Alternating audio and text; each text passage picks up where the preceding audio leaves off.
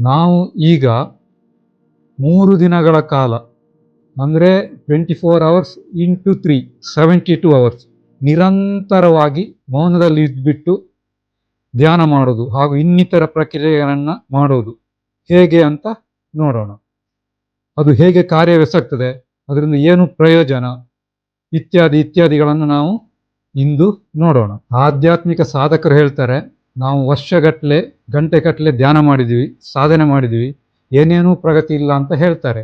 ಇದಕ್ಕೆ ಏನಿರಬಹುದು ಕಾರಣಗಳು ಬಹಳ ಇರಬಹುದು. ಆದರೆ ಮುಖ್ಯವಾದ ಒಂದು ಕಾರಣ ಏನಂದ್ರೆ, ಸಾಧನೆ ಮಾಡ್ತಾರೆ ಹೌದು, ಅಲ್ಲಿ ಶಕ್ತಿ ಪ್ರೊಡ್ಯೂಸ್ ಆಗ್ತದೆ, ಎನರ್ಜಿ ಪ್ರೊಡ್ಯೂಸ್ ಆಗ್ತದೆ ಹೌದು, ಬಟ್ ಅದು ಸ್ಟೋರ್ ಆಗ್ತಾ ಇಲ್ಲ, ಸಂಚಯ ಆಗ್ತಾ ಇಲ್ಲ.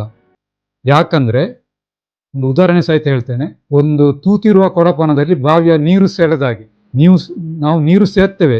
ತೂತಿರುವ ಕೊಡಪಾನದಲ್ಲಿ ನೀರು ತುಂಬಿರ್ತದೆ, ಬಟ್ ನಮ್ಮ ಕೈಗೆ ಬರುವಾಗ ಅಲ್ಲಿ ಏನು ಉಳಿಯುವುದಿಲ್ಲ. ಯಾಕೆ ಹೇಳಿ? ಆ ತೂತಿನ ಮುಖಾಂತರ ಎಲ್ಲ ನೀರು ಹೊರಟೋಗಿರ್ತದೆ.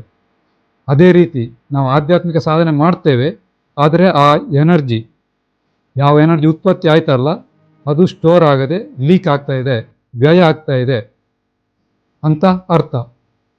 ಹೇಗೆ ಶಕ್ತಿ ವ್ಯಯ ಆಗ್ತದೆ ಅಂತ ನೋಡೋಣ. ಶಕ್ತಿ ನಮ್ಮ ಇಂದ್ರಿಯಗಳ ಮುಖಾಂತರ ಹೊರಗೆ ಹೋಗ್ತದೆ. ಮೇನ್ಲಿ ವಾಕೇಂದ್ರಿಯ, ಮಾತು, ಮತ್ತೆ ಚಕ್ಷು, ಕಣ್ಣು, ಈ 2 ಇಂದ್ರಿಯಗಳ ಮುಖಾಂತರ ಹರಿದು ಹೋಗ್ತದೆ.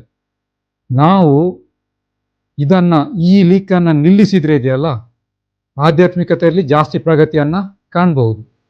ಈ ಟೆಕ್ನಿಕ್ಕಿಗೆ ಪ್ರತ್ಯಾಹಾರ ಅಂತ ಹೇಳ್ತಾರೆ. ಪ್ರತ್ಯಾಹಾರ ಅಂದರೆ ಇಂದ್ರಿಯ ನಿಗ್ರಹ. ಈ ಮೌನದಲ್ಲಿ ವಾಕೇಂದ್ರಿಯದ ನಿಗ್ರಹವನ್ನು ನಾವು ಮಾಡಬೇಕಾಗ್ತದೆ.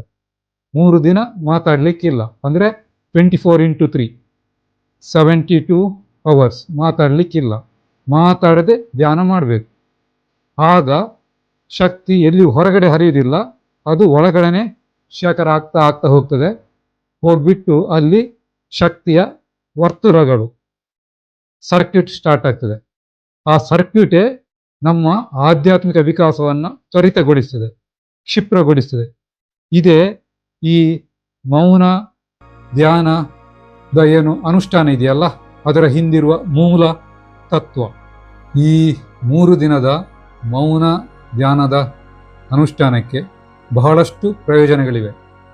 ಅವು ಯಾವುದು ಅಂತೇಳಿ ಒಂದೊಂದಾಗಿ ವಿಶದವಾಗಿ ನಮ್ಮ ಮುಂದಿನ ವಿಡಿಯೋಗಳಲ್ಲಿ ನೋಡ್ತಾ ಹೋಗೋಣ. ನಮಸ್ತೆ.